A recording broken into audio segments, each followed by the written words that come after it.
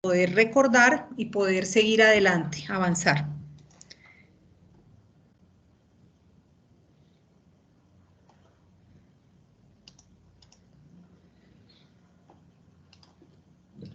Sí. Es solamente para darle emoción mientras aparece la diapositiva.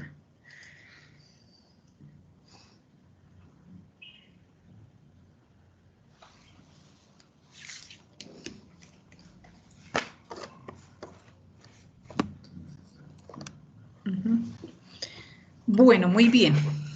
Listo. Entonces, ya habíamos iniciado el capítulo 6. Recordemos, por favor, siempre es muy bueno tener los contextos de lo que estamos viendo. Entonces, el capítulo 6 divide 6 sellos de la siguiente manera. Los juicios que van del versículo del capítulo 6, del 1 al 8, ya nosotros los trabajamos, que son los 4 caballos, ¿sí?, que terminamos de ver. Luego, y estos 4 caballos son los juicios bajo el falso Cristo. Luego tenemos lo que vamos a ver hoy, que son los martirios, e inician en el versículo 9 al 11, clamor por venganza. Y luego, en la segunda parte, viene del versículo 12 al 17, las señales en el cielo, la ira del Cordero. Bien, entonces, vamos a empezar con la retroalimentación que tenía lista por aquí.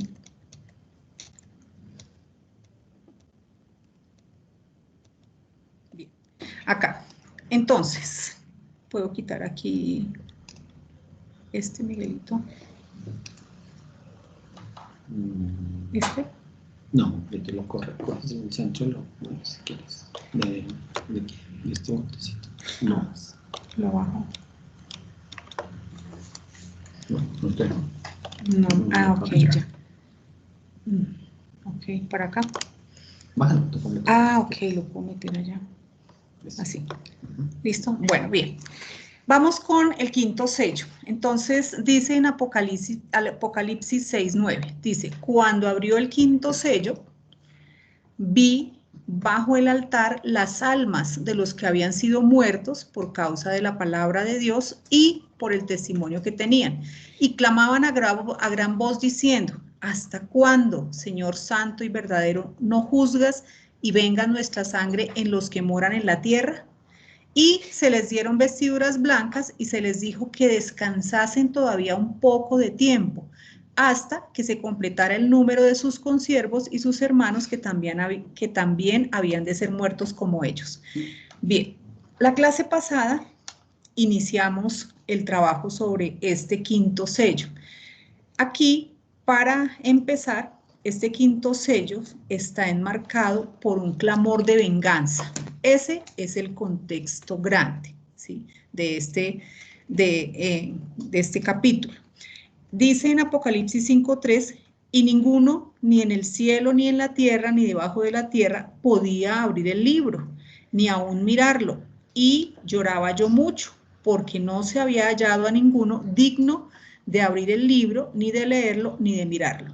Esto sucedió cuando no se encontraba a nadie digno de abrir el libro, y Juan lloraba mucho, pero el llanto de él es porque él sabía que la apertura del libro era muy importante. ¿Por qué? Porque esos días de venganza eran necesarios porque traerían consigo la redención de su pueblo. Entonces, desde el capítulo 5, estamos viendo que el tema de Apocalipsis es el tema de redención y bendición de Israel y está relacionado con el día de la venganza. Todo este tema se va desarrollando en el libro de Apocalipsis. Ese es nuestro marco general, la redención de Israel y la venganza. ¿Qué más vimos la clase pasada?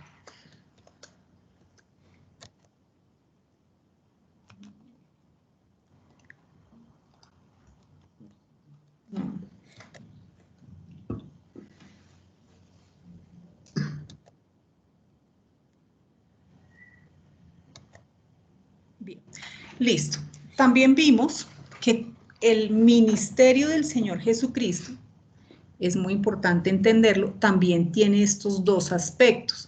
Por un lado, proclamar la buena voluntad, el año agradable de Dios. Eso fue lo que hizo en su primera parte de su ministerio en los evangelios. Y esto lo leímos la clase pasada en Lucas y en Isaías. Pero también la otra parte, el día de la venganza del Dios nuestro. Entonces, de nuevo, enmarcamos la venganza. Bien, esta palabra ekdikesis, literalmente, un literal es lo que procede o es procedente de justicia. Cuando nosotros hablamos de venganza en nuestro diario vivir, siempre uno tiene ese pensamiento de devolverle un mal por algo que a uno le han hecho, algo muy emocional.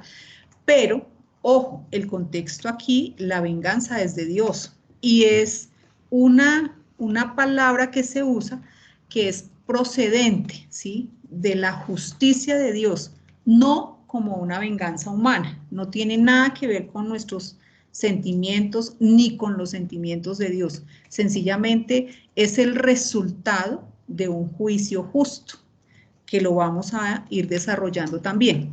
Recordemos de nuevo la dualidad de Dios. Veíamos en los capítulos anteriores que Dios es el Cordero y es también el león. ¿Sí, se acuerdan? Entonces, esa dualidad.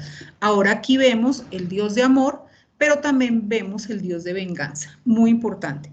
Dice en Romanos 12:19, no os venguéis vosotros mismos, amados míos, sino dejad lugar a la ira de Dios, porque escrito está, mía es la venganza, yo pagaré, dice el Señor. Entonces, de Dios son los juicios justos. Él sí conoce cómo son las cosas realmente. Eso lo dice en Apocalipsis 16:7.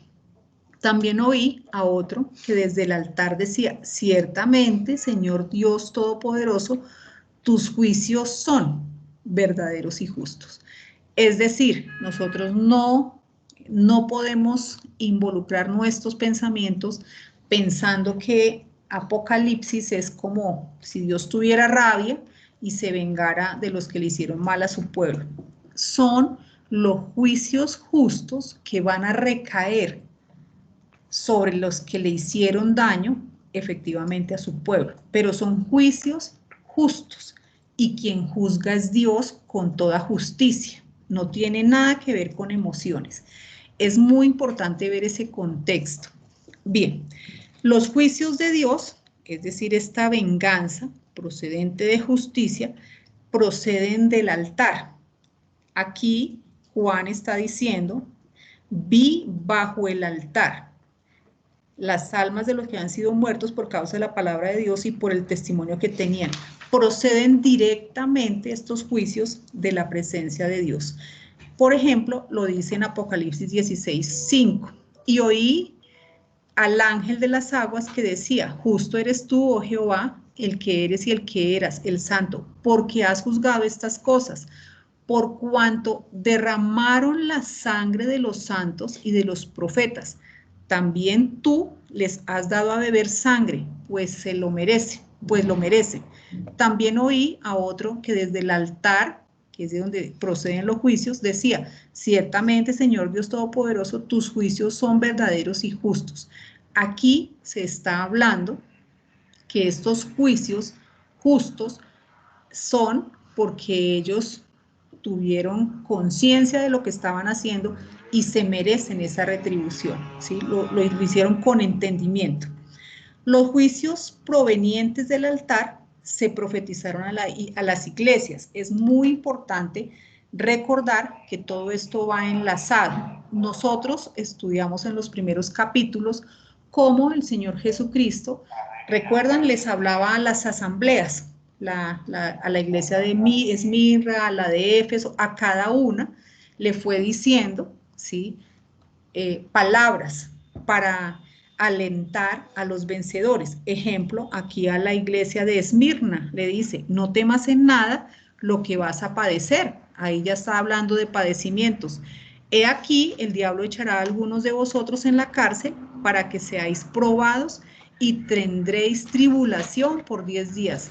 Sé fiel hasta la muerte. Fíjense que ya ellos de antemano sabían que iban algunos a morir, que iban a padecer y mucho, iban a tener tribulación. Entonces, estos juicios son muy importantes, ¿sí?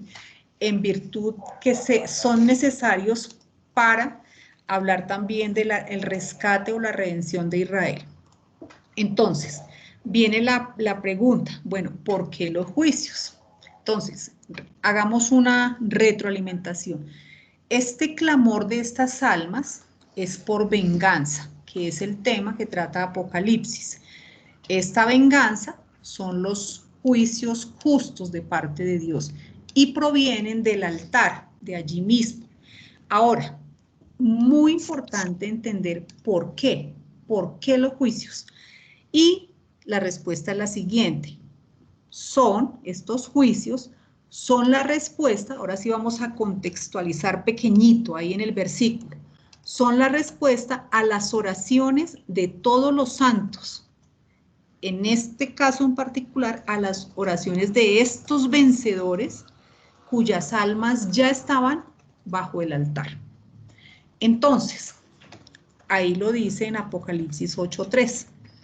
Otro ángel vino y entonces se paró ante el altar con un incensario de oro y se le dio mucho incienso para añadirlo a las oraciones de todos los santos sobre el altar de oro que estaba delante del trono.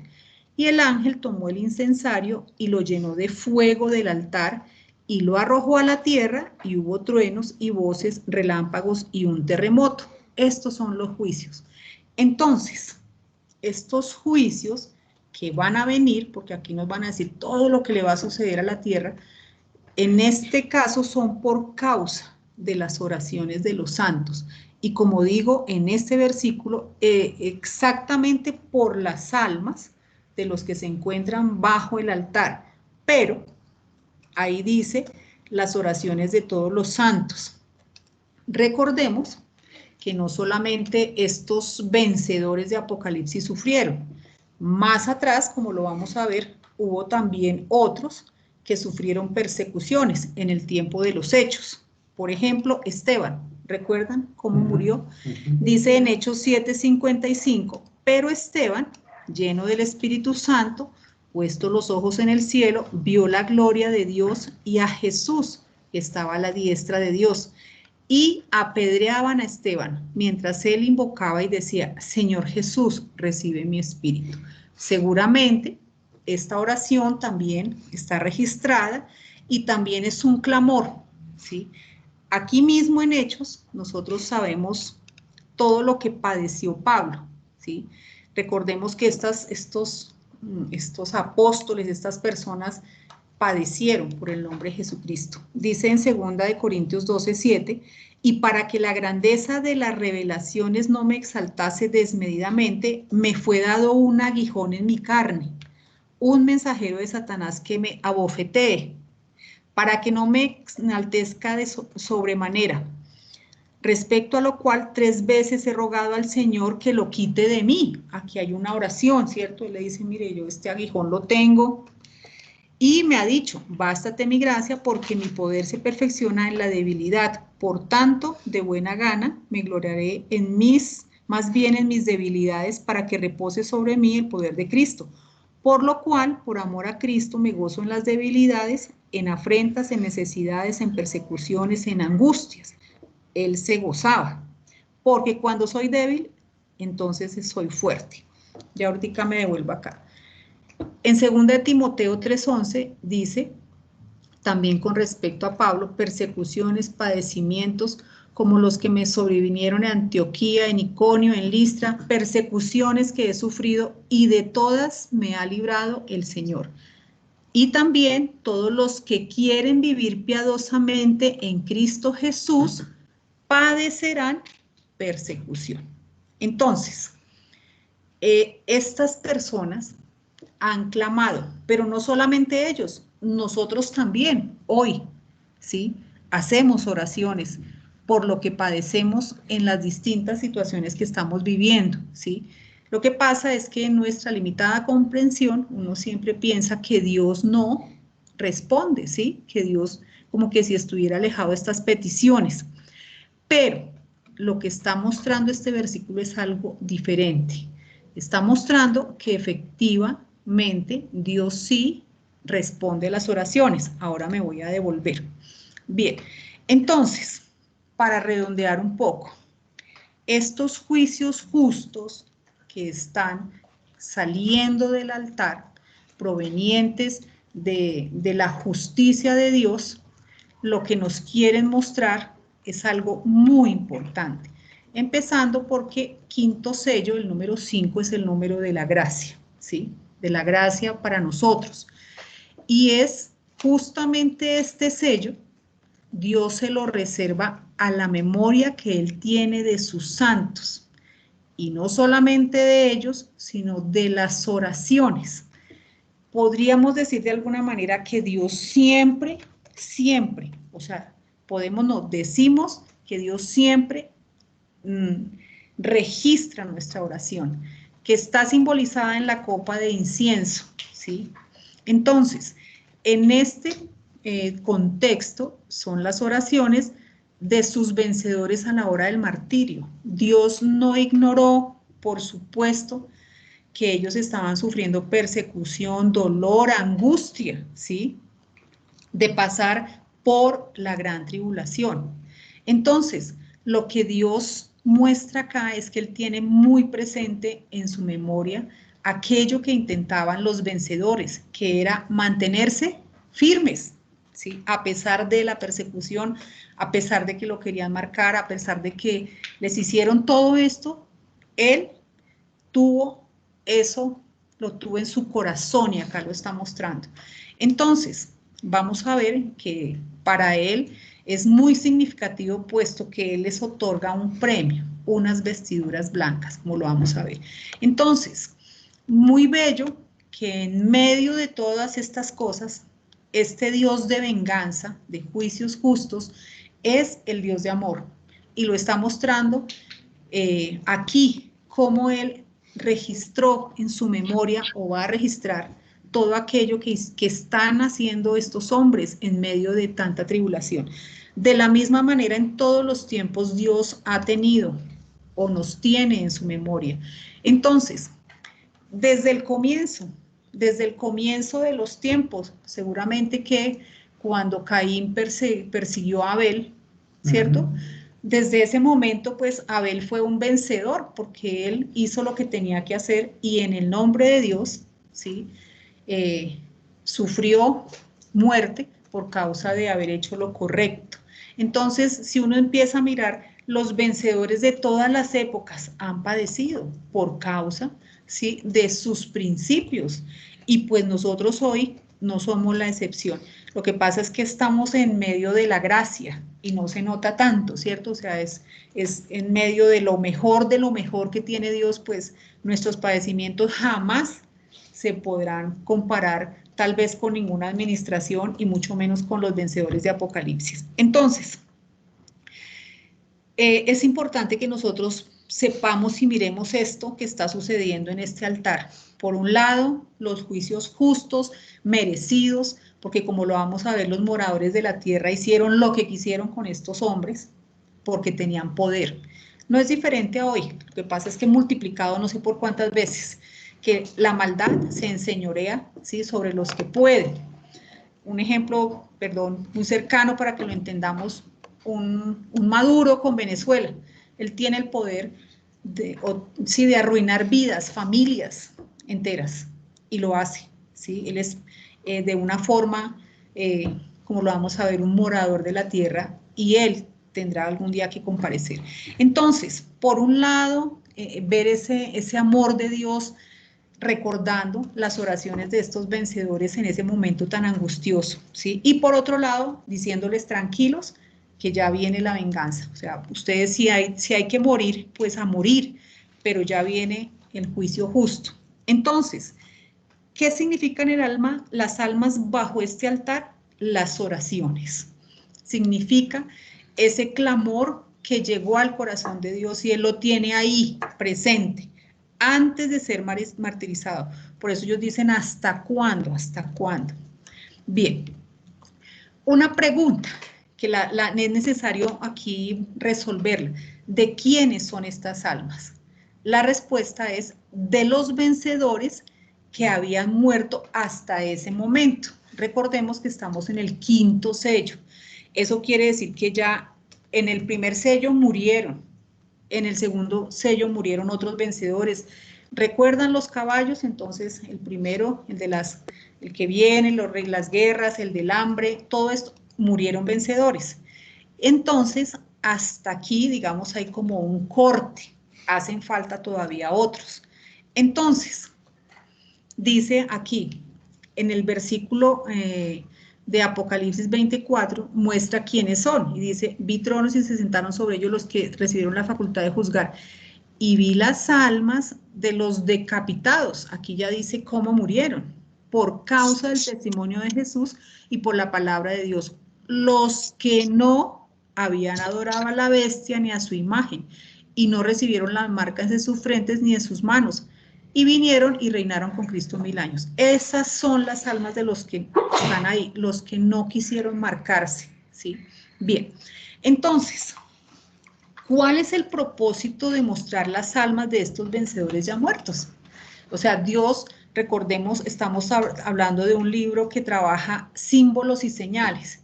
Dios debe tener un propósito para hablar de las almas de los vencedores ya muertos. ¿Cuál es la respuesta? Miren, el propósito de mostrar esas almas, vi las almas bajo el altar, es evidenciar las recompensas ya resguardadas, que son un testimonio fiel a los vencedores que hacen falta por morir. ¿Sí? Entonces, Dios les está mostrando a ellos, porque a ellos les falta pasar todavía por la persecución, la tribulación, por todo lo que les falta, y Él les dice, miren, tranquilos, fíjense que ya estos vencedores que murieron, los tengo aquí presentes, y además ya tienen su premio, porque habla de unas vestiduras blancas, ¿cierto? Entonces dice, en Apocalipsis 6:11 dice, y se les dieron vestiduras blancas, y se les dijo que descansase todavía un poco de tiempo, hasta que se completara el número de sus consiervos y sus hermanos que también habían de ser muertos como ellos. Aquí se está hablando de una recompensa, las vestiduras blancas. Entonces, esto es muy importante y la simbología que implica es maravillosa. El hecho de que se mencionen las vestiduras blancas, que son símbolos y significan que recibirán su recompensa prometida. Por lo tanto, los vencedores faltantes deben entender que su sacrificio no será en vano, porque ellos también van a morir. Necesitan, requieren padecer y morir como los otros, pero su sacrificio no va a ser en vano. Hay que llegar hasta el final, hasta el fin, aun cuando implique morir. O sea, este mensaje no es fácil ni es sencillo, es muy fuerte, pero pues Dios les está diciendo, resistan, que ahí está su premio resguardado, igual que los que ya murieron. Bien, las vestiduras blancas también son un símbolo que se puede relacionar o ver o comparar también con las vestiduras militares.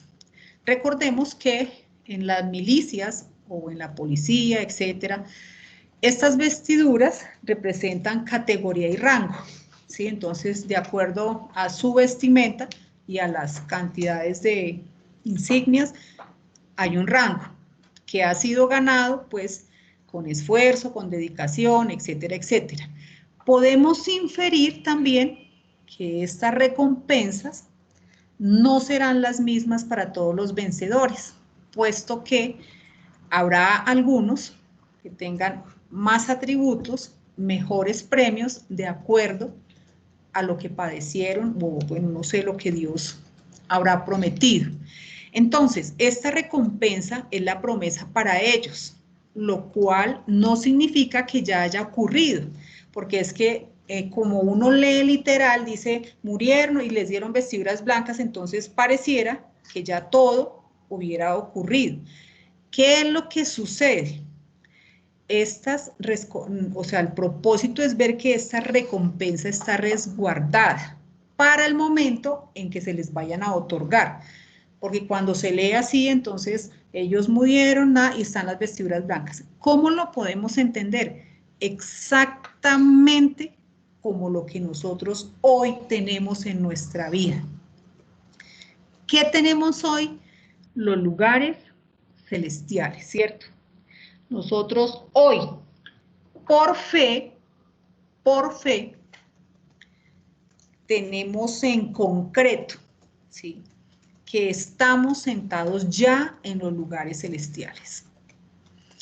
De la misma manera, estos vencedores, ellos pueden ver que ya tienen sus vestiduras blancas. La manera de escribir es exactamente la misma.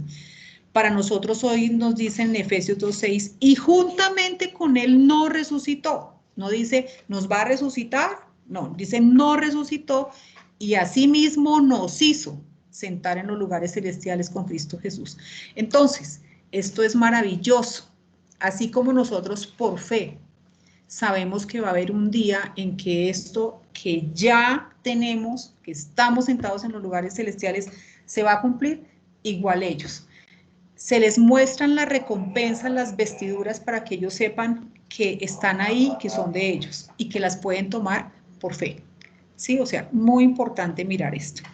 Bien, entonces, el versículo dice, de Apocalipsis 6:11, dice, y se les dieron vestiduras blancas y se les dijo que descansase todavía un poco de tiempo, hasta que se completara el número de sus consiervos y sus hermanos, que también habían de ser muertos como ellos. Entonces la pregunta, ¿quiénes son los consiervos y quiénes son los hermanos? O sea, ya habían muerto unos vencedores, pero Dios les está diciendo, hacen falta otros, y no son pocos. Los consiervos son los 144,000, ¿sí? Una gran parte de estos 144,000 van a ser martirizados y viven en el territorio, ahí mismo. Dice en Apocalipsis 7:3, esto lo escuchó Juan, no hagáis daño a la tierra, ni al mar, ni a los árboles, hasta que hayamos sellado en sus frentes a los siervos de nuestro Dios. Y oí el número de los sellados, 144,000 sellados de todas las tribus de los hijos de Israel. Ellos son parte de los vencedores que hacen falta. Bien, ¿quiénes son los hermanos? Los hermanos son todos los judíos que se van a ir convirtiendo, los que están dispersos entre las naciones. Recordemos que todo Israel, o sea, tenemos judíos españoles, judíos colombianos, yo no sé, judíos árabes, judíos, están en todas las naciones. Entonces, estos judíos se van a ir convirtiendo, ¿sí? Y representan la gran multitud. Por ahora uno dice, ¿quién es la gran multitud? Es muy importante que vayamos escuchando ese término, porque efectivamente la gran multitud, como la arena del mar, más adelante vamos a entender bien quiénes son. Por ahora son aquellos que están esperando también por morir y padecer, ¿sí? Dice que esta gran multitud, por ejemplo, dice en Apocalipsis 7:9, después de esto miré y he aquí una gran multitud, la cual nadie podía contar, de todas las naciones y tribus y pueblos y lenguas, que estaban delante del trono y en la presencia del Cordero, vestidos de ropas blancas y con palmas en las manos. Entonces, fíjense que aquí ya en esta visión Juan ya ve a los hermanos, a la gran multitud, ya los ve con su premio, ya están vestidos de blanco y están delante del trono y en la presencia del Cordero, ¿sí? Y con palmas en las manos. Esto también tiene algo muy significativo, las palmas, ¿sí? Bien, también de ellos se habla en Apocalipsis 7:13, dice, entonces uno de los ancianos habló diciéndome, estos que están vestidos de ropas blancas, ¿quiénes son y de dónde han venido? Yo le dije, Señor, tú lo sabes. Y él me dijo, estos son los que han salido de la gran tribulación y han lavado sus ropas y han emblanquecido y las han emblanquecido en la sangre del Cordero. 15. Por eso están delante del trono de Dios y le sirven de día y de noche en su templo, y el que está sentado sobre el trono extenderá su tabernáculo sobre ellos. Entonces, estos que están hablando aquí, los consiervos, los 144,000 y los hermanos, son vencedores que han puesto atención a las indicaciones que se les dieron desde las asambleas, ¿sí? Y que van a recibir el testimonio de estos vencedores que ya murieron, porque finalmente el premio de ellos, como ya lo dice aquí, van a estar reinando durante el milenio. Entonces, muy importante entender el contexto de quiénes son esas almas, de los vencedores que ya habían muerto, de quiénes faltan, ¿sí? Para poder entender. Listo. Bien, algo muy importante, la información que se da a los vencedores es por señales, no porque los muertos estén vivos. A esto lo hablamos la clase pasada. Desafortunadamente, este versículo en específico ha sido sujeto, ¿sí?, de doctrinas incorrectas que utilizan justamente este versículo para decir que el alma no muere, que tiene conciencia, que ya está en algún lado, que está en el cielo, que está en el infierno, y fundamentan su doctrina en cuanto a la existencia de la conciencia, que saben qué es lo que está pasando después de muertas. Entonces, nosotros absolutamente sabemos que eso no es así. Bien, lo primero que hay que entender es que al leer literalmente, dice, cuando abrí el quinto sello, vi bajo el altar las almas de los que habían sido muertos. Entonces, cuando se hace una lectura normal, sin hacer ninguna interpretación, sino que se permite al Espíritu que nos vaya iluminando, ciertísimamente sabemos que todos los que han muerto, creyentes o incrédulos, no tienen conciencia alguna. O sea, nosotros, y por supuesto, menos pueden hablar, porque inmediatamente uno dice, y vi las almas de los, y a causa, y que decían, ¿hasta cuándo? Entonces, no, pues hay que esperar que el Espíritu nos vaya iluminando. Si se lee con esta literalidad, se habla de almas de los que habían muerto. Bien, entonces ya nosotros decimos, bueno, murieron, entonces por supuesto ellos no pueden hablar. Se debe tener en cuenta que es una visión en el espíritu del altar, que dice Juan, y vi, ¿cierto? Y clamaban a gran voz, por lo tanto, aquí lo que se está resaltando es el clamor y las oraciones que estas almas fueron haciendo a través de las persecuciones y martirios que fueron sufriendo. Ese es como, digamos, el enfoque, ¿sí? ¿En qué momento fueron hechas las oraciones de las personas de las cuales se habla aquí? Porque se supone que ellas dicen, ¿hasta cuándo tú vengas sobre nosotros? Estas oraciones se hicieron antes de morir. Esa es la clave. No, ya están bajo el altar hablando. En ningún momento dice eso. Dice que las almas están muertas, de personas muertas, que dicen hasta cuándo, pero por supuesto que nosotros ya sabemos que no puede ser, ¿cierto? Entonces, esas oraciones se hicieron antes de morir. Fue su último clamor antes de ser decapitados. ¿Hasta cuándo? Pero Dios les dijo, o sea, en su corazón, no fue que Dios a ellos les dijo, tranquilos, ¿sí? No os preocupéis, mueran, o sea, sus recompensas están ahí, no hay por qué yo voy a vengar, ¿sí? Me voy a encargar de vengar, entonces uno como que dice, listo, bueno, muero tranquilo porque sé.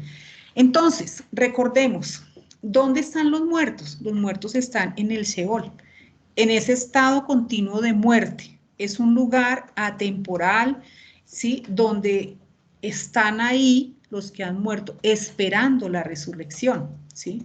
No hay conciencia, no hay conocimiento, no hay memoria, no hay tiempo.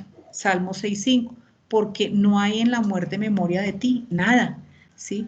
En el Seol, o sea, en el dominio de la tumba, ¿quién te alabará? Respuesta, nadie.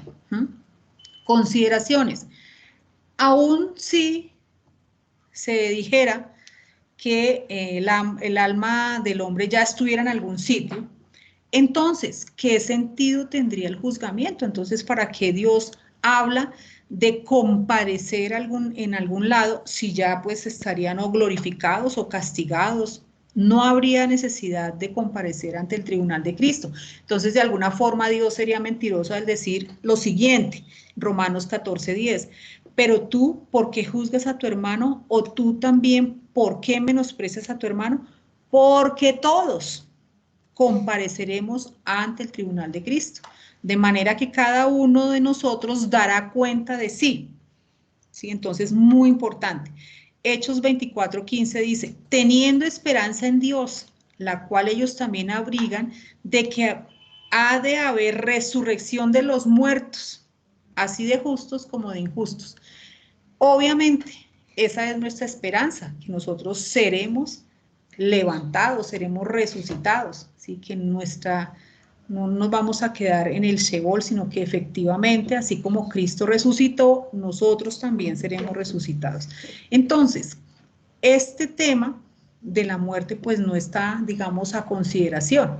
Ahora, hay un argumento aún más, por si alguien tiene duda, entonces vamos a ir a considerar los usos que hay de esa palabra alma, psuque, en Apocalipsis. Y vamos a ver si de alguna manera el libro de Apocalipsis está mostrando que habla acerca de la naturaleza del alma o la conciencia del alma, o vamos a mirar en el Apocalipsis el uso de alma, ¿sí? ¿A qué se refiere? Bien, entonces hay 7 usos de psuque o alma en Apocalipsis y son los siguientes.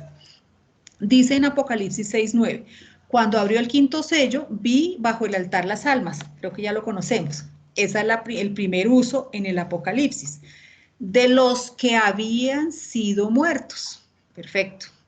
Dice en Apocalipsis 8:9, y murió la tercera parte de los seres vivientes, esa palabra que tiene aliento, psuque, que estaban en el mar, y la tercera parte de las naves fue destruida. Bien, este versículo está hablando de un juicio que se está haciendo, ¿sí? Ahí hay retribución, hay juicio. Apocalipsis 12:11, y ellos le han vencido por medio de la sangre del Cordero y de la palabra del testimonio de ellos, y menospreciaron sus vidas, psuque, hasta la muerte. Aquí también está hablando de unas personas que menospreciaron su vida por causa de la palabra. Apocalipsis 16:3. El segundo ángel derramó su copa sobre el mar y este se convirtió en sangre como de muerto y murió todo ser, psuque, vivo que había en el mar. Juicio. Este es un evento de juicio. Apocalipsis 18:13. El contexto de este versículo es también de juicio. Dice 18:2, y clamó con voz potente diciendo, ha caído la gran Babilonia y se le ha hecho habitación de demonios y guarida de todo espíritu inmundo y albergue de toda ave inmunda y aborrecible. Ahora sí leo en este contexto el 18:13, y canela, especies aromáticas, incienso, bueno, y al final dice, y esclavos, almas, psuque de hombres. Los frutos codiciados por tu alma, psuque, se apartaron de ti, y todas las cosas exquisitas y espléndidas te han faltado, y nunca más las hallarás. Todos estos privilegios, lo que yo veo, que de la Gran Babilonia se fueron retirados. Juicio. Último uso, Apocalipsis 24, que ya lo trabajamos, y vi tronos y se sentaron sobre ellos los que recibieron facultad de juzgar, y vi las almas, psuque, de los decapitados por causa del testimonio de Jesús y por la palabra. Entonces, de nuevo, aquí hay almas de personas que murieron por causa de la palabra de Dios. Resumiendo, los usos de alma, psuque, en Apocalipsis, tienen que ver con los juicios verdaderos y justos y con almas muertas o mártires por causa del testimonio, pero su recompensa resguardada bajo el altar. No existe rastro alguno de una doctrina acerca de la conciencia de las almas después de muertas. O sea, aquí ningún versículo se está refiriendo a que las almas hablen, estén vivas en algún lugar, en el cielo, en el infierno, no. Los contextos de los usos se refieren a testimonios, ¿sí?, de vida y a juicios. Bien, entonces, estas almas, estas personas antes de morir clamaron al Padre, ¿sí? ¿Hasta cuándo vas a permitir esto? Y Dios les dijo, tranquilos, hasta que completemos la cantidad y yo voy a vengar, no se preocupen, tranquilos, descansen que yo hago mi trabajo. Entonces, si todo esto que hemos visto, ¿sí?, de alma, no es hablando de las almas que tienen conciencia, no. ¿Cuál es el propósito de la palabra alma en este contexto? O sea, debe haber un propósito por el cual Dios colocó esta palabra en específico aquí en este contexto tan importante, ¿sí? Es un contexto donde Dios muestra todo su amor y muestra toda su venganza, todos sus juicios justos que recaerán. Y habla de las almas. Bien, entonces, cuando dice, vi bajo el altar las almas, no se está refiriendo al alma en cuanto a la naturaleza, ya lo tenemos claro, ¿sí? No está diciendo que está viva en algún lugar hablando, no. Ni tampoco se está refiriendo a la salvación del alma. ¿Por qué? ¿Por qué no se está refiriendo a la salvación del alma? Porque le está hablando a los vencedores. Obviamente los vencedores pues ya son salvos, ¿sí? Entonces no está hablando de dónde proviene el alma, no, ni está hablando de la salvación del alma, sino hay algo todavía más profundo allá. Y aquí se resume todo. El alma se está refiriendo a la pérdida o ganancia de las recompensas en la vida de alma, es decir, cuando se está vivo. Solamente cuando se está vivo es que yo puedo trabajar por obtener la recompensa o puedo perderla si no hago nada. Espectacular, ¿sí? Entonces, esta vida de alma tiene pensamientos, tiene decisiones, tiene muchas cosas que hacer. Y ahora, esto que está ya escrito para ellos, para esos vencedores, por supuesto que puede aplicar a mi vida hoy, porque para mí, para nosotros en este tiempo de la gracia, hay recompensas y las podemos perder si no trabajamos en ellas. Entonces, algo muy importante que ya lo hemos trabajado y es este versículo que viene. En ese contexto de la pérdida o ganancia de los premios, que realmente nosotros hoy, todos los que estamos escuchando esta enseñanza, gracias a Dios somos salvos. No tenemos que preocuparnos porque si nos vamos, no, nosotros ya somos salvos, ¿sí? Tenemos una vida eterna, gracias a Dios, hemos confesado, hemos amado a Dios, pero en nuestra vida hoy tenemos la oportunidad maravillosa de tener premios, si queremos, si trabajamos y por encima de todo, si tenemos la fe suficiente para creerlos y vivirlos hoy. ¿Cómo? Aquí está la clave. Dice el Señor Jesucristo, hablando de los últimos tiempos, este versículo, que personalmente no lo había contextualizado en los últimos tiempos, Mateo 16, 24 dice, si alguno quiere venir en pos de mí, niéguese a sí mismo y tome su cruz y sígame, porque todo el que quiera salvar su vida, fíjense, ahí está la palabra suque, la perderá, y todo el que pierda su vida por causa de mí, la hallará. ¿Esto le está sucediendo a los vencedores de los cuales estamos hablando? Sí, ellos perdieron su vida, sí, su vida, pero ganaron toda la causa en Cristo. Porque, ¿qué aprovecha el hombre si ganare todo el mundo y perdiere su alma? ¿O qué recompensa, fíjense, dará el hombre por su alma? porque el Hijo del Hombre vendrá en la gloria de su Padre con sus ángeles, y entonces pagará a cada uno conforme a sus obras. Pero fíjense que esto no es para salvación. De cierto os digo que hay algunos de los que están aquí que no gustarán la muerte hasta que hayan visto al Hijo del Hombre viniendo en su reino. Entonces, el contexto de este versículo es que Jesucristo les estaba diciendo porque el reino de Dios se había acercado, ¿cierto? Y Él les estaba diciendo, bueno, el que quiera seguirme, niéguese a sí mismo y mire todo lo que va a obtener, recompensas. Bien, entonces, Juan lo que está viendo son estas almas ya ganadas que Dios los conoce a todos. Son los que decidieron en un momento perder sus almas, ¿sí? Pero ganaron la recompensa. Es por causa de que Juan tuviera que enseñar esta verdad, la pérdida o ganancia de la recompensa, que nos diga que él vio no los cuerpos muertos, porque hubiese podido, vi bajo el altar los cuerpos muertos, ¿cierto? Hubiera podido decir, no, sino las almas de los mártires bajo el altar, es decir, lo que hicieron, la decisión que tomaron, ¿sí? De querer esas recompensas y vivieron su vida pensando en la recompensa, por eso se negaron a sí mismos. Esto es algo maravilloso, escondido, una perla allá, que quien, o sea, uno lee ese versículo e inmediatamente dice, uy, no, los muertos están vivos, las almas hablan, están en el cielo, todos nos vamos a ir ya mismo, camine, o sea, y lo último que uno se imagina es que haya esta verdad tan maravillosa guardada, escondida.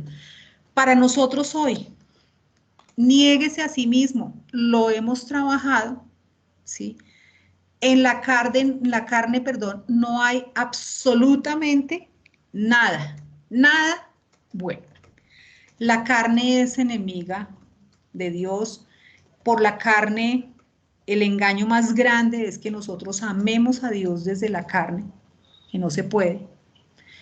Todas estas cosas nosotros ya las hemos trabajado, pero es bueno recordarlas, ¿sí?